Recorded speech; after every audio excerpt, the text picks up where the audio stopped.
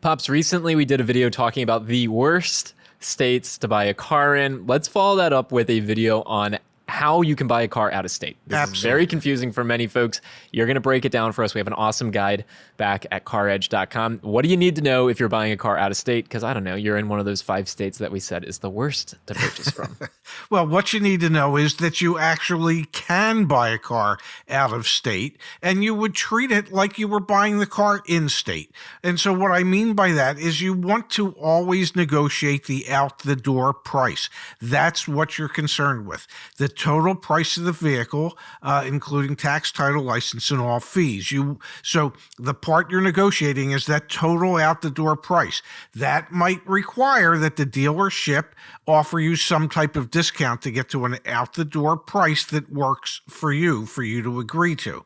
And if it's a new vehicle, it's easier to do than, say, on a pre-owned vehicle, but you want to negotiate either by phone or email, and I would recommend email so that there's a paper trail of what was said and what was agreed to, till you get to that out-the-door price, and then you can either make arrangements to have the vehicle shipped to you, or if you'd like a nice road trip, you can make a journey to wherever that vehicle is and then drive it home. You said that new is easier to negotiate than used. Not sure where that came from because we're seeing deals on both ends of the spectrum. What I mean by that is if you're buying a new car, you don't have to concern yourself with a pre-purchase inspection or something along those lines.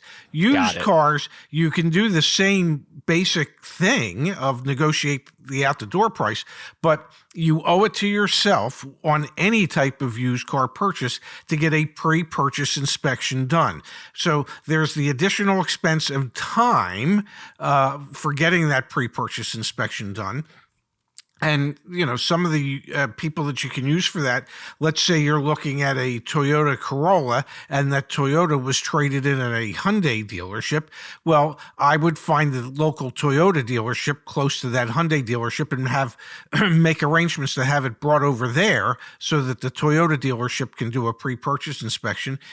Or find a local mechanic that you would trust.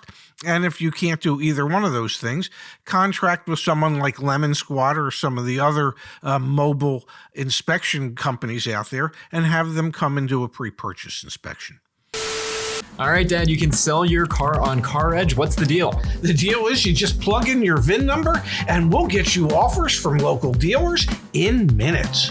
Seconds. CarEdge.com/sell. Okay.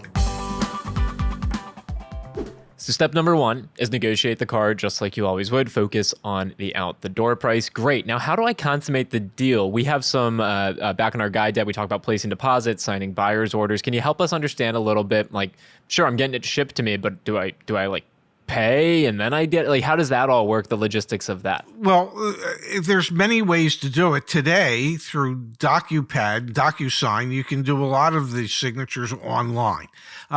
What we used to do is we would actually FedEx the paperwork to the customer wherever they may be. They would sign it and send the money back. And once we received the signed documents and the check, we would release the vehicle. So if they made arrangements to have it shipped, we would release it to the shipping carrier, and they would come pick up the car and take it to the customer, and the customer would get their car. If they were flying in or taking the train in to the Baltimore area, we would pick them up either at the train station or at the airport. They'd come in, they'd sign the paperwork, they'd give us the check, or if they were financing, we would arrange the financing for them, and they could just drive the car home. I think that's one of the important things that folks can get confused by. And we've got plenty of videos talking about outside financing, and that can feel even more overwhelming when you're doing it all remotely, but you will need a bill of sale. You need to take that to your credit union or your bank. You'll need to make sure that they cut you a check for the right amount. Like, there are some pieces to that process, but you can do it all remotely. And of course, like we always talk about when you're negotiating, after negotiating out the door price, when you negotiate the financing at the dealership, have your pre-approval, your pre-qualification from an outside bank. Dad, let's talk a little bit. You mentioned taxes and fees. Yes. So let's say I live in a different state. Yes. Like, I don't know, I live in California and I'm purchasing the car from Florida. Yes. two terrible states to be purchasing cars right now, but there you go. California, Florida. Am I paying Florida taxes? Am I paying California taxes? Am I paying Florida fees? Am I paying California fees? Help me understand that. You're paying. You're going to pay California taxes once you bring the car to California, and you'll pay California registration fees. The dealership in Florida will charge you their dealer fees. For instance, their dealer dock fee, perhaps an electronic filing fee, for the drive-off plate or temporary drive-out tag that they can put on the vehicle so that they can ship the vehicle to you, or if you're driving it back to California. But the titling and registration will be completed in California. Those are the taxes and registration fees that you're going to pay. You won't be paying Florida registration fees other than the fee for that temporary. It's usually a 30, 45, or 60-day temporary drive-out tag. All right, one final thing to mention, trade-in. So let's say I've got a car to sell. We always preach, treat it as two separate transactions. Yes. You're buying a car and you're selling a car.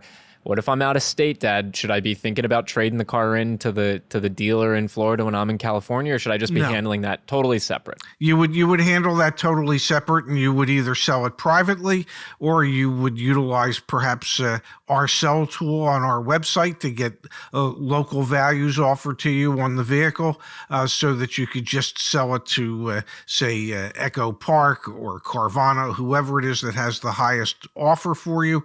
But no, you're not going to be shipping that car to your trade-in to Florida. That would wipe out any savings there may be, or make it less cost effective.